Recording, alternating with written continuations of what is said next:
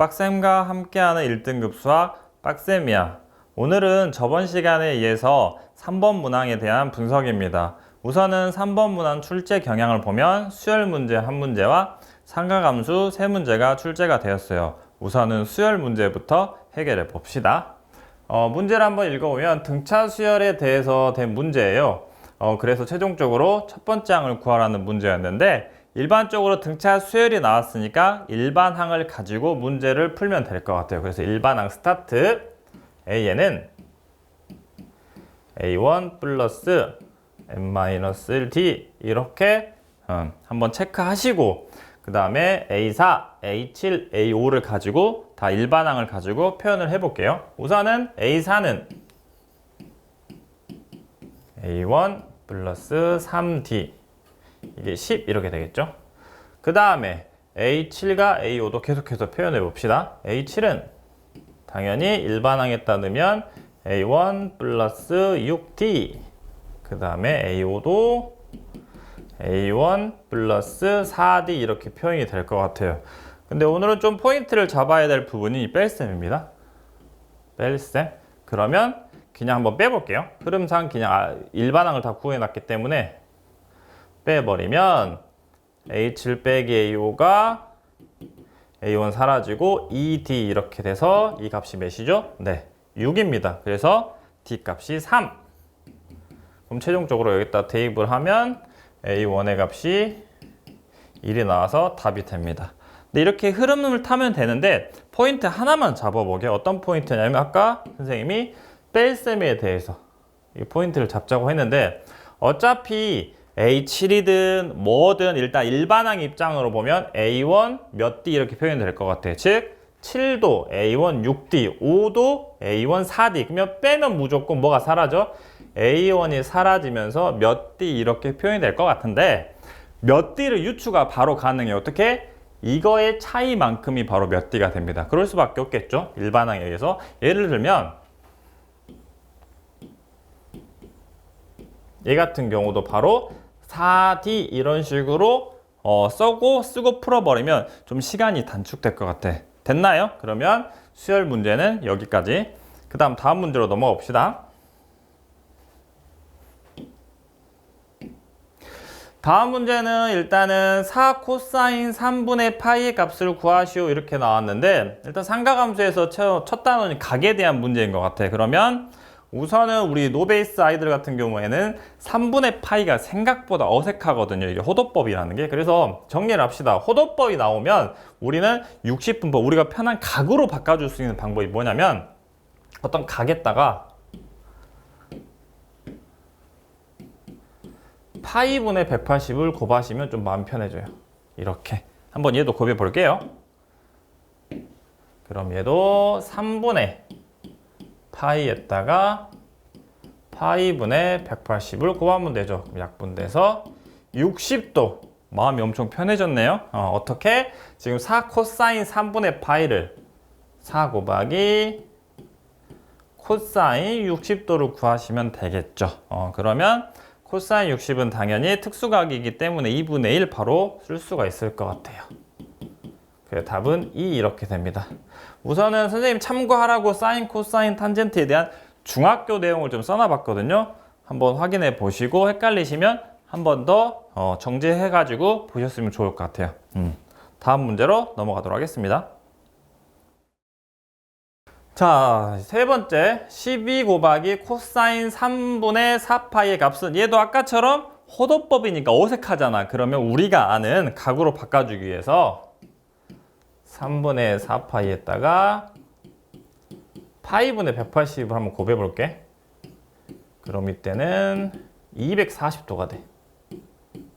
그럼 우리 또 노베이스 학생들은 뻥 찌죠. 선생님 너무 큰데요. 지금까지는 앞에처럼 60도, 뭐 30도, 45도 이런 특수각의 형태였는데 너무 커요.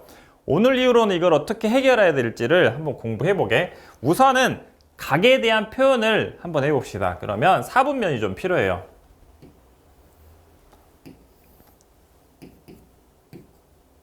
이렇게 해서 무조건 여기가 0도입니다. 그럼 0도, 뭐 1도, 2도, 90도, 그 다음에 뭐 110도, 120도 이렇게 표현이 가능할 것 같아요. 그러면 240도는 사실은 180을 넘어선 여기 3, 4분면 각일 것 같아요. 근데 뭘 구해야 돼? 우리는 결론적으로 그거에 대한 삼각비, 즉 코사인을 구해야 되는 건데 직각삼각형 없으니까 좀 어색할 것 같아. 그래서 예를 한번 들어볼게. 선생님이 120도를 가지고 한번 풀어볼게. 120도 같은 경우에는 당연히 90도를 기준으로 좀 더 가니까 2, 4분면 각의 형태로 표현이 될 것 같아. 그래서 이렇게 한번 그어볼게. 그 다음에 좀 더 디테일하게 좀 잡아주면 좋은 게 여기에 각이 바로 120도 이렇게 표현을 해주시는 게 좋을 것 같아요. 이해되셨나요? 그러면 이제 직각삼각형을 그려야지만 사인, 코사인, 탄젠트, 삼각비가 나오기 때문에 오늘 이후로는 약속, 무조건 X축의 수직을 내려요. 이렇게. Y축 안 돼요. X축. 그러면 이거 지금 좌표 평면이기 때문에 사실은 좌표까지 좀 우리가 도출을 해볼게요. 어떻게? 일단은 120도이기 때문에 여기가 60도가 될 것 같아요. 그러면 길이의 비를 알 수 있죠. 2대 1대 루트 3. 그러면 이 점의 좌표는 마이너스 1, 루트 3 이렇게 쓸 수 있을 것 같아요. 그러면 좀 더 안 헷갈리기 위해서 여기다 그냥 마이너스를 주시고 여기다 플러스를 좀 주시면 안 틀립니다. 그러면 결론, 아하, 사인 120도는 일단 사인 자체가 빗변분의 높이거든요. 그러면 빗변분의 높이를 길이로 읽지 마시고 좌표로 읽어주시면 돼요. 그래서 얘는 이렇게 될 거고, 코사인 120도 같은 경우에는 2분의 마이너스 1 이렇게 음수가 나오기 시작해요. 그래서 삼각비가 음수가 나와도 어색해하지 마시고, 아하, 고등학교 때는 중학교 때처럼 90도 안쪽 각만 보이는 게 아니라 좀 더 커지는 각도 우리가 읽을 수 있겠구나. 근데 읽는 방법이 두 가지 포인트. 어떻게? X축의 수직을 내린다. 좌표를 찾아보자. 이 두 가지 포인트가 제일 중요할 것 같아. 됐나요? 그러면 자, 240도 가볼까요? 자, 240도 똑같이 해봅시다. 스타트 0도, 1도, 2도, 90도, 180도, 좀 더 240도 이렇게 표현될 것 같아요. 아하, 이렇게 해서 일단 표현 자체는 이렇게 해서 240도. 자, 스타트 무슨 축의 수직을 내려? X축의 수직을 내려라.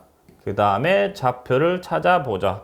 근데 일단 길이가 하나도 안 나왔잖아. 그러면 각을 좀 쪼개보면 됩니다. 어떻게? 얘가 180도이기 때문에 180에서 몇 도를 더 가면 240도죠? 60도죠, 60도. 아하, 그러면 바로 길이는 나오죠. 어떻게? 2대 1대 루트 3. 그러면 좌표로 표현, 이 점을. 그러면 마이너스 1, 마이너스 루트 3. 그래서 여기를 마이너스로 좀 주시는 게 좋을 것 같아요. 그러면 문제 적용.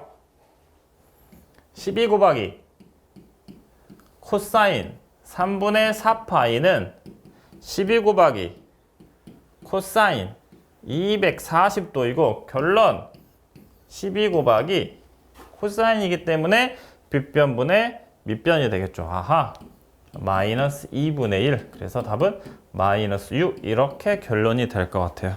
이해되셨나요? 정확하게 포인트를 잡고 오늘 이후로는 90도가 넘어가는 각에 대해서는 무조건 해결합시다. 마지막.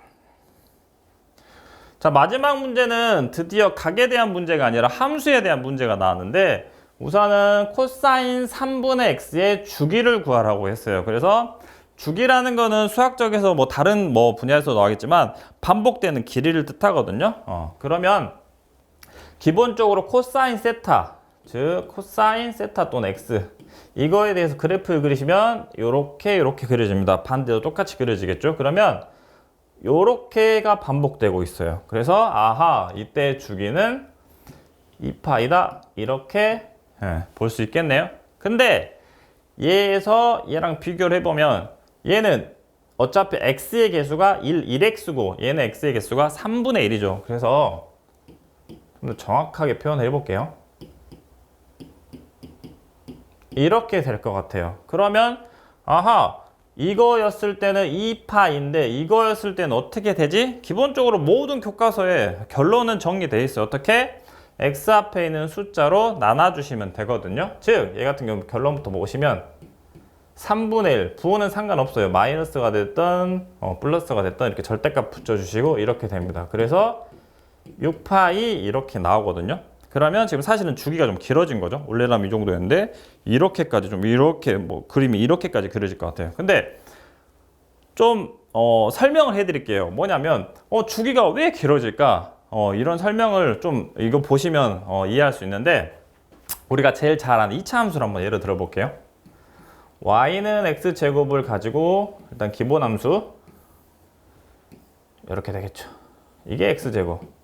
그럼 당연히 y는 3x제곱 숫자가 커졌네요. 그러면 당연히 가팔라질 거예요. 그 다음에 분수 y는 3분의 1 x제곱은 사실 이렇게 완만해집니다. 자, 봐봐. 어차피 2차 함수의 그래프이기 때문에 동일한 형태란 말이야. 아래로 볼로. 근데 앞에 숫자가 커지면, 즉 정수배가 되면 좁아져. 그 다음에 이제 분수배가 돼버리면 길어져. 그러면 주기도 봐봐. 그대로 가져와봐. 얘도 지금 보면 분수배가 됐으니까 주기가 당연히 길어질 수밖에 없겠죠. 그래서 기본적으로 그 비율이 상가함수 같은 경우 이렇게 됩니다. 이해되셨나요? 그래서 주기 같은 경우에는 사실 여기 좀 더 내용이 최대값, 최소값도 있긴 한데 여기 딱 주기밖에 없기 때문에 이것만 포인트를 잡고 풀어주시고 개념 수업을 정확하게 들어서 주기가 뭔지, 주기가 어떤 특징을 가졌는지를 정확하게 알고 수업을 들었으면 좋을 것 같아요. 자, 오늘은 3번 문항 분석을 완료했습니다. 노베이스 탈출 성공!